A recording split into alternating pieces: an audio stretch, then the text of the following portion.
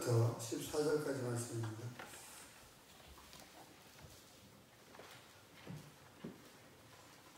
느헤미야 4장 7절부터 14절 말씀 함께 봉독합니다. 산발락과 도비야와 아라비아 사람들과 암몬 사람들과 아스돗 사람들이 예루살렘 성이 중수되어 그 허물어진 틈이 메꾸어져 간다함을 듣고 심히 분노하여 다 함께 꾀하기를 인생을 나가서 치고 그것을 요란하게 하자 하기로 우리가 우리 하나님께 기도하며 그들로 말미암아 파수꾼을 두어 주야로 방비하는데 유다 사람들은 이르기를 흙무더기가 아직도 많거늘 짐을 낳는 자의 힘이 다 빠졌으니 우리가 성을 건축하지 못하리라 하고 우리의 원수들은 이르기를 그들이 알지 못하고 오지 못하는 사이에 우리가 그들 가운데 달려들어가서 살육하여 역사를 그치게 하리라 하고 그 원수들의 근처에 거주하는 유다 사람들도 그 각처에서 와서 10번이나 우리에게 말하기를 너희가 우리에게로 와야 하리라 하기로 내가 성벽 뒤에 낮고 넓은 곳에 백성이 그들의 종족을 따라 칼과 창과 활을 가지고 서 있게 하고 내가 돌아본 후에 일어나서 귀족들과 민장들과 남은 백성에게 말하기를 너희는 그들을 두려워하지 말고 지극히 크시고 두려우신 주를 기억하고 너희 형제와 자녀와 아내와 집을 위하여 싸우리라 하였느니라. 아멘. 6절에서 어제 본 말씀에서 보면은 성도들이 백성들이 마음을 들여 일했다 했습니다. 힘을 다하여 전심으로 전력으로 일했다 한다는 것이죠. 그렇게 온 백성이 힘을 합쳐서 온 성도가 힘을 합쳐서 일을 해나가니까 일이 순식간에 진행이 되었습니다. 성벽이 다 연결이 되었고 높이도 절반 가까이 올라가는 순식간에 그런 일들이 일어난 것을 봅니다. 하나님의 일을 할 때 우리가 이렇게 함께 일을 하고 주님의 일을 힘을 합쳐 나가게 되면은 우리는 분명히 기적을 볼 수 있고 주님께서 함께 해주신 놀라운 은혜를 우리가 누릴 수가 있습니다. 여러분도 한번 계획해 보시기 바랍니다. 여러분 하고 싶은 일, 하길 원하는 일, 가정에서, 직장에서 여러분 계획할 일들이 있으면 기도하고 선포하고 열심히 주님을 찬양하고 나가시기 바랍니다.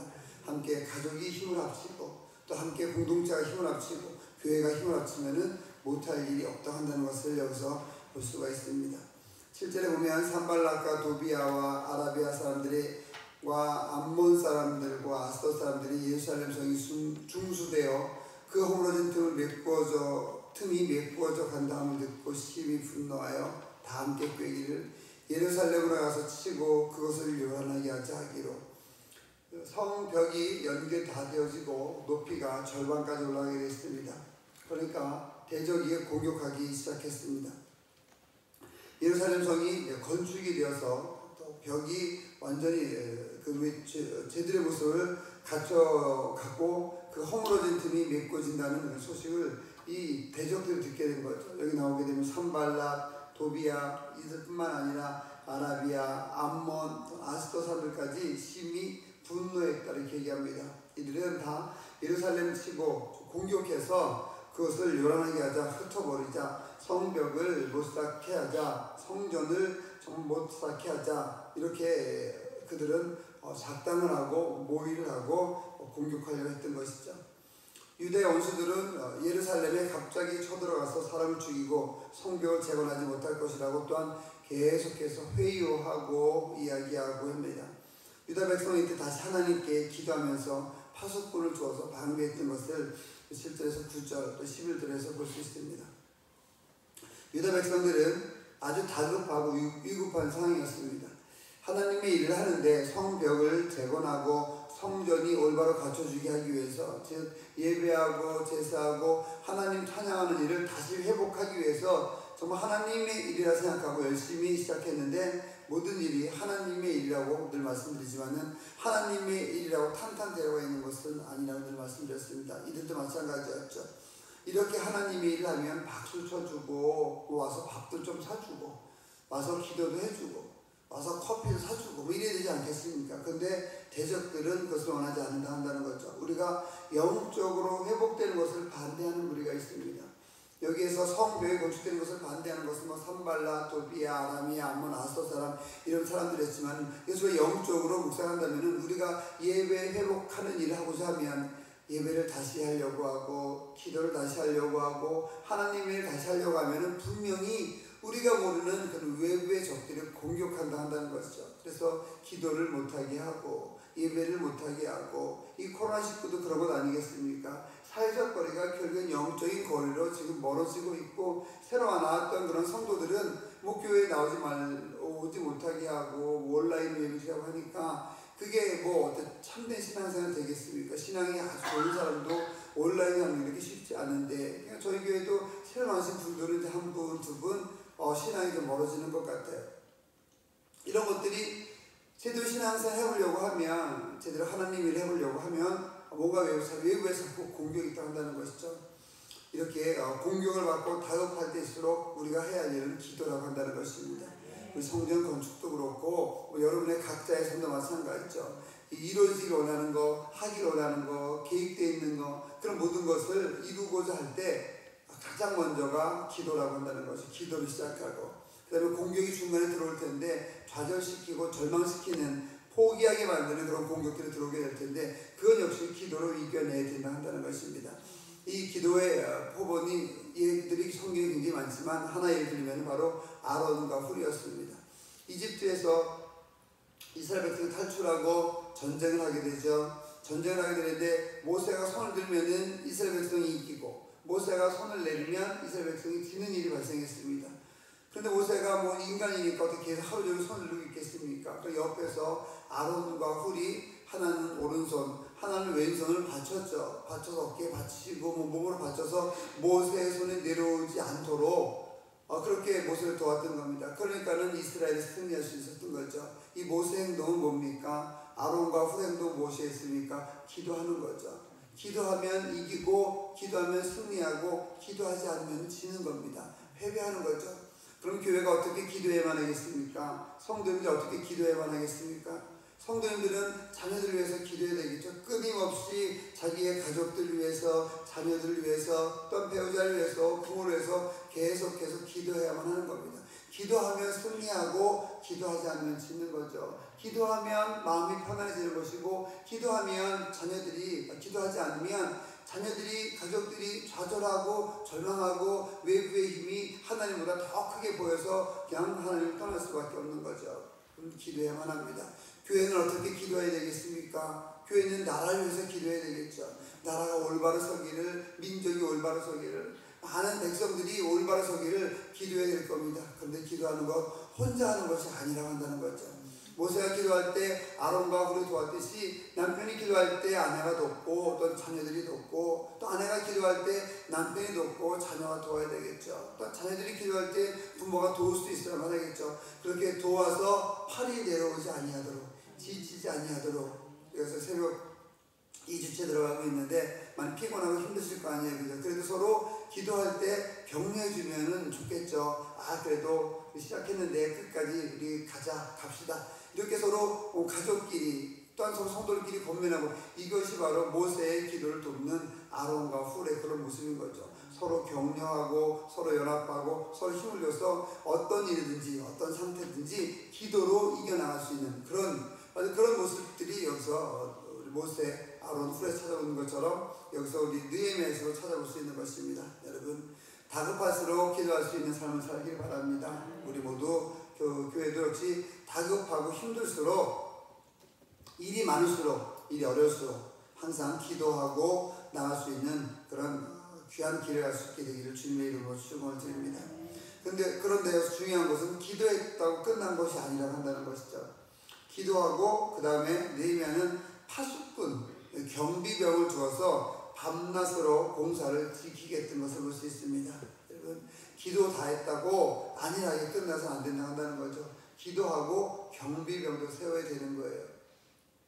기도만 하면 어떤 일이 있습니까? 막 기도만 하고 막 믿음만 있다고 하고 행동으로 옮기지 않으면은 모든 사람이 그렇게 된다면 이 세상이 어떻게 돌아가겠어요? 기도하지만은 기도하면서 누군가는 차를 운전해야 되고 누군가는 전기를 담당해야 되고 누군가는 나라가 잘 돌아갈 수 있도록 뭔가를 담당해야 되고 아파트도 그렇지 않습니까? 다 사람 자지만은 경비하는 분들은 또 거기에 뭐 에어컨이라든지 뭐 난방이라든지 모든 전기가 잘 될 수 있도록 이렇게 눈으로 보고 점검해야 되지 않겠습니까? 기도만 한다고 믿음이 있다고 행동으로 옮기지 않으면 안 된다 한다는 거죠. 아무리 은혜스럽다고 모주다가 뭐 정말 기도원에 있는 것이 기도원에서 산속에 가서 기도하는 것이 좋다 해서 다 산속에서 기도하면 나라는 누가 지킵니까? 경제는 누가 돌리고 뭐 사회는 어떻게 움직이겠습니까?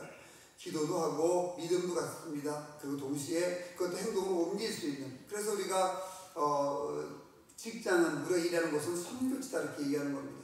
또 반대로 기도도 하지 않고 믿음도 제대로 갖지 않고 일만 하면 어떻게 됩니까? 그럼 하나님의 역사를 이룰 수 없게 되는 것이죠. 이 모든 것, 기도도 하고 일도 하고 신앙도 있고 실력도 쌓고 이런 것입니다. 학생도 마찬가지죠. 뭐 기도도 하지 않고 믿음도 하지 않고 열심히 공부만 하면은 뭐 그건 세상을 위한 것이 되겠죠. 근데 기도만 하고 공부하지 않고 기도만 하고 믿음만 갖고 있다가면은 어떻게 돼요? 뭐 하나님이 열심히 살아간다고 하지만은 머리를 든 것이 하나도 없겠죠.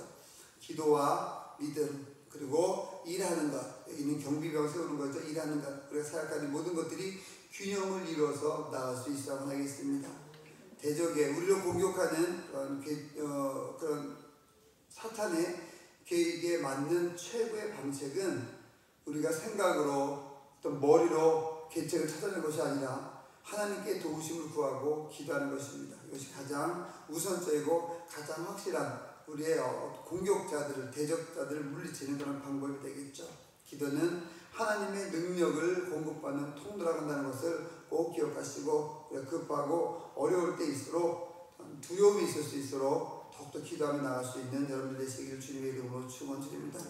꼭 여러분 가운데 어제는 말씀드렸는데 어떤 일을 하는데 방해하는 사람이 있거나 여러분을 어떤 일을 하고자 하는데 힘들게 하는 사람이 있거나 혹시 지금 여러분의 두려움이 있다고 한다면 어려움이 있고 이걸 어떻게 해결하지? 이걸 어떻게 했으면 좋겠지? 라는 두려움이 있다고 한다면 오늘 이 말씀이 오늘 새벽에 드리는 기도가 여러분의 모든 두려움을 다 이기고 승리할 수 있게 되기를 주님의 이름으로 축원을 드립니다. 느헤미야가 파수꾼을 세운 것을 좀 더 보겠습니다. 10절에 보면은 유다 사람들은 이르기를 흙무더기가 아직도 많거늘 짐을 나르는 자의 힘이 다 빠졌으니 우리가 성을 건축하지 못하리라 하고 이 10절과 11절 이어서 보게 되면은 느헤미야가 파수꾼을 세워서 이 사람들을 안심하게 하는 것을 볼 수 있는데요.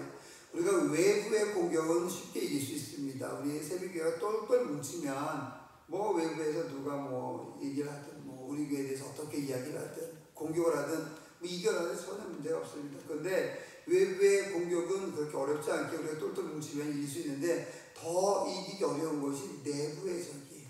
내부의 분열입니다. 내부에서 분열이 일어나면은 어느 단체든지 어느 교회에서든지 이것은 제대로 서기가 어렵습니다. 그러니까 사탄이나 마귀는 내부를 분열시키려고 이렇게 공격을 하겠죠. 이것도 마찬가지입니다. 유다 사람들은 이르기를 10절에 다시 보면은 흙무더기가 아직도 많거늘 짐을 나르는 자의 힘이 다 빠졌으니 우리가 이제 성을 건축하지 못할 것이다. 이렇게 이제 10절에 유다 사람들이 절망감에 빠져들었습니다. 그리고 또 이 내부의 적뿐만 아니라 11절에 보면은 우리의 원수들은 이야기하기를 그들이 알지 못하고 보지 못하는 사이에 즉 야밤의 틈타 우리가 그들 가운데 달려들어가서 우리 성벽을 건축하는 저들을 다 죽이자. 성벽을 건축하는 저들이 더 이상 못하게 하자. 이렇게 계획을 세운다는 것을 11절에 느헤미야가 또 알게 됐습니다.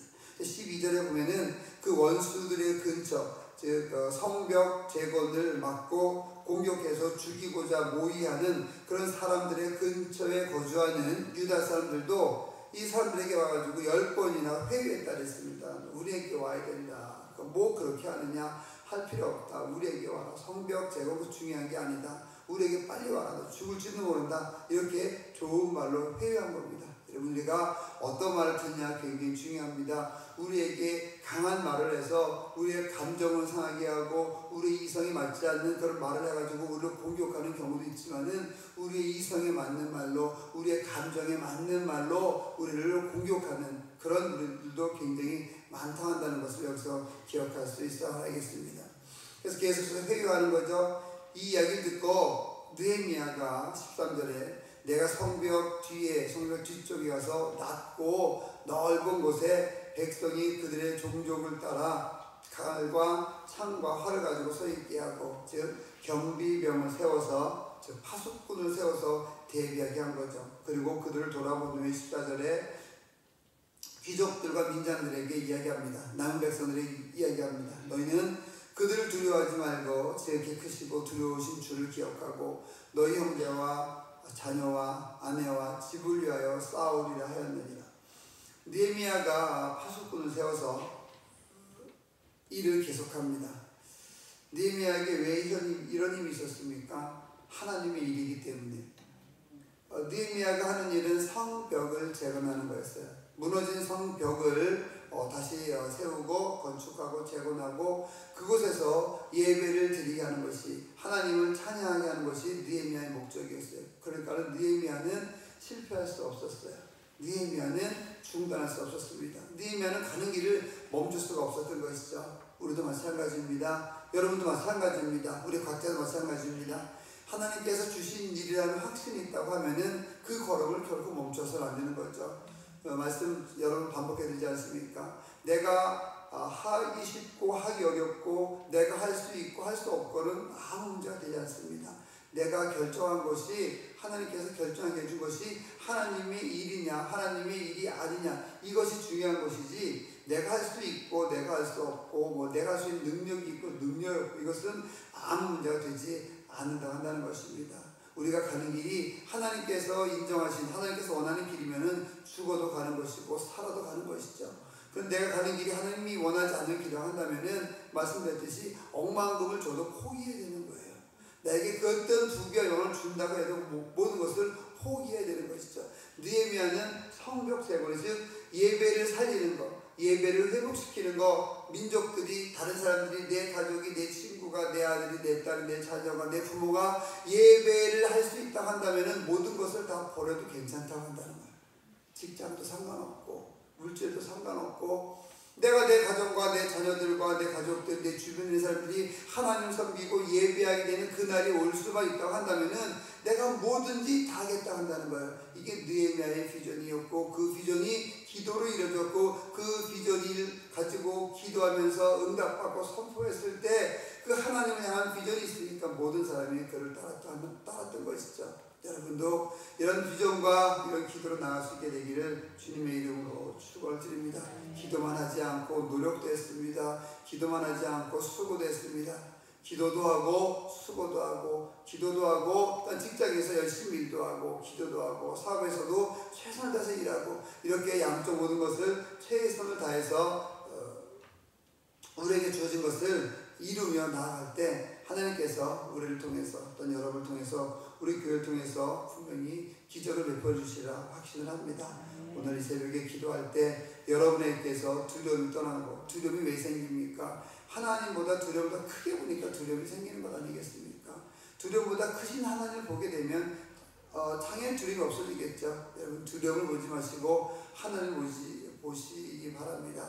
여러분의 능력과 여러분의 지혜와 여러분이 갖고 있는 것을 보지 마시고 하나님이 갖고 계신 것을 볼 수 있는 여러분 되시기를 주님의 이름으로 축원을 드립니다. 어떤 일을 수행할 때 예상치 못한 난관이나 협박을 만나게 되더라도 기도로 이겨나갈 수 있는 여러분 되시길 바라고요. 다시 말씀드립니다. 오늘 혹시 여러분에게 두려운 것이 있거나 어려움이 있거나 곤란한 것이 있거나 힘든 것이 있다고 한다면 이 말씀이 여러분에게 하나님의 말씀으로 다가와서 여러분의 모든 두려움이 다 떠나가고 승리할 수 있게 되기를 주님의 이름으로 축원을 드립니다. 기도하겠습니다. 하나님 아버지 감사합니다. 주님께서 함께 해주시고 인도해 주시면 감사를 드립니다. 주님의 일을 하다 보면, 하나님의 일을 하다 보면은 회방꾼들이 있고 공격하는 이들이 있습니다.